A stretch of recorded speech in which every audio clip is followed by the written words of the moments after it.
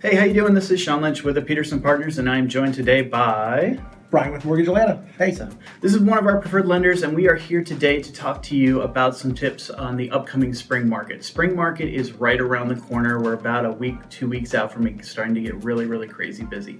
And one thing that we're really trying to do for our buyers is to get them into a better buying position before we start the home search. We think it's very important, and that's why Brian's here today to talk to you a little bit about that. So my first question for you, Brian, is a lot of folks are saying, or they're coming to us and they're saying they're pre-qualified. Sure. But we try to get them to the point where they're pre-approved. Do you mind telling them kind of what the difference is between the two? Yeah. For most mortgage companies, a pre-qualification is simply an application and credit check. And that gives the mortgage company a very brief synopsis of what you're looking at and doesn't really give them very much information. A pre-approval takes it a step further, and when the loan officer gets your loan documents like your W-2s, your pay stubs, and your tax returns, reviews them to make sure what you told them on the application is actually correct. Okay, cool. So if they're pre-approved, it obviously is going to tell the seller, in my opinion, that they are a much more stable buyer. They're in a better position to know for a fact whether or not they are going to get that loan or not. Whereas a pre-qual, it's, I hate to say, but flip a coin in that sense. Cool. A lot of mortgage companies will just go and let you fill out an application online and send you a pre-qualification letter without even talking to someone.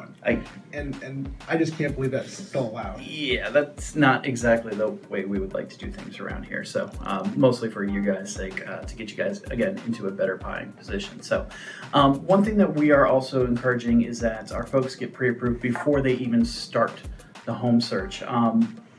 We give examples, but I'd rather hear from you of why that's a good idea. Yeah, so there's nothing like walking into a house that's a $300,000 house and you love it, you fall in love with it, and all you do is a pre-qual and it turns out you can't afford that $300,000 house and you've got to scale back what you just saw. And that's a really hard thing to do.